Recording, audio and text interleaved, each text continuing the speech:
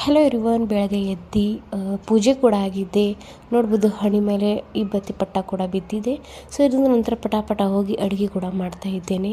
ಅಡುಗೆ ಇವತ್ತು ಸ್ಪೆಷಲ್ ಇರುತ್ತೆ, ನಾಷ್ಟ ಮಾಡೋಂಗಿಲ್ಲ. ಇಲ್ಲಿ ನಾನು ಸಖತ್ತಾಗಿ ಈಸಿ, ವೆರಿ ಅಂದರೆ ವೆರಿ ಈಸಿ ಐತಿ ರೆಸಿಪಿದು ಸಾಂಬಾರು ರೆಸಿಪಿ ಮಾಡ್ತಾಯಿದ್ದೇನೆ. ನಮ್ಮ ಕಡೆ ಇದು ಕರಿಬೇಳೆ ಅಂತಾರೆ, ನಿಮ್ಮ ಕಡೆ ಏನಂತಾರೆ ಕಮೆಂಟ್ ಮೂಲಕ ತಿಳಿಸಿ. ಇಲ್ಲಿ ರೈಸ್ ಕೂಡ ನಂದಾಗಿದೆ. ಆ ಥರವಾಗಿ ತುಂಬ ಇಷ್ಟ ಈ ಸಾರು ಅಂದರೆ. ಸೊ ಬ್ರೇಕ್ಫಾಸ್ಟ್ ಬೇಡ ಇವತ್ತು ಮಮ್ಮು ಮಾಡಂತ ತುಂಬ ಹೇಳ್ತಾ ಇದ್ದೆ ಆ ಥರ. ಸೊ ಅದಕ್ಕೆ ಇವತ್ತು ನಾನು ಅನ್ನ ಮತ್ತು ಸಾರು ಮಾಡ್ಕೋತಾ ಇದ್ದೀನಿ.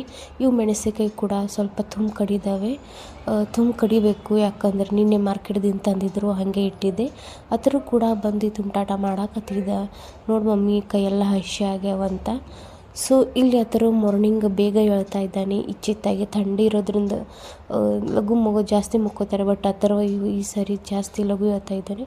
ಮಷಿನ್ಗೆ ನೀರು ಹಚ್ಬೇಕಂತ ಕೂಡ ನಾನು ರೆಡಿ ಮಾಡ್ಕೊತಾ ಇದ್ದೀನಿ. ಯಾಕಂದ್ರೆ ಬಿಸಿಲು ಇರೋದ್ರಿಂದ ಈ ಟೈಮ್ಗೆ 6 ಗಂಟೆ ಅಥವಾ 4 ಗಂಟೆ ಆದಮೇಲೆ ಥಂಡಿ ನಮ್ಮ ಕಡೆ ಜಾಸ್ತಿ ಬರುತ್ತೆ. ಸೊ ಅದಕ್ಕೆ ನಾನು ಏನು ಮಾಡ್ತೀನಿ, ಬೇಗ ಎದ್ದು ಬಟ್ಟೆ ಒಗಿದ್ರೆ ಬಿಸಿಲಾಗಿ ಚೆನ್ನಾಗಿ ಒಣಗುತ್ತೆ ಅಂತ ನಾನು ಇಲ್ಲಿ ಮಷಿನ್ಗೆ ನೀರು ಹಾಕ್ತಾ ಇದ್ದೇನೆ.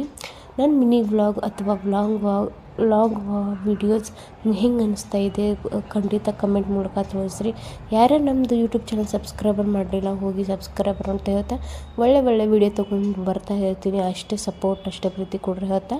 ಸೊ ಆ ಥರ ಕೂಡ ಬಾ ಮಮ್ಮಿ ಅಂತ ಹೇಳ್ತಾ ಇದ್ದೆ. ಯಾಕೆಂದ್ರೆ ಅವನಿಗೆ ಟಿ ವಿ ಹಚ್ಕೊಡೋದಿತ್ತು.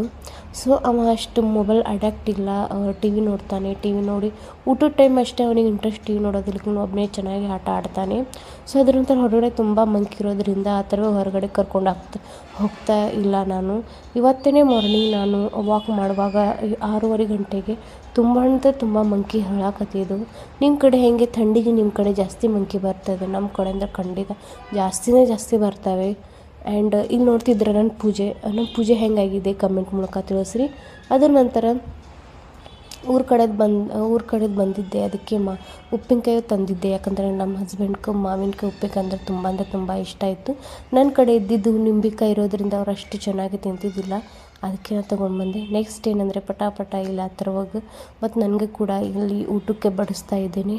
ಸೊ ಬಿಸಿ ರೈಸು, ಇಲ್ಲಿ ಬಿಸಿ ರೈಸ್ ಬಡಿಸ್ತಾ ಇದ್ದೇನೆ. ಅದರ ನಂತರ ಅವನಿಗೆ ಕೂಡ ಉಪ್ಪಿನಕಾಯಿ ತುಂಬ ಇಷ್ಟ ಇರೋದ್ರಿಂದ ಇಬ್ಬರಿಗೆ ಕೂಡ ಉಪ್ಪಿನಕಾಯಿ ಸೇಮ್ ಕ್ವಾಂಟಿಟಿ ನೀಡ್ತಾ ಇದ್ದೇನೆ.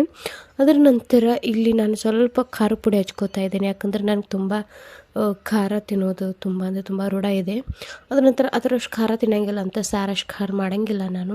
ಸೊ ನಾಳೆ ಕೂಡ ಬ್ರೇಕ್ಫಾಸ್ಟ್ ಸ್ಪೆಷಲ್ ಇರುತ್ತೆ. ಅದು ಕೂಡ ನಾನು ಮಿನಿ ಬ್ಲಾಗ್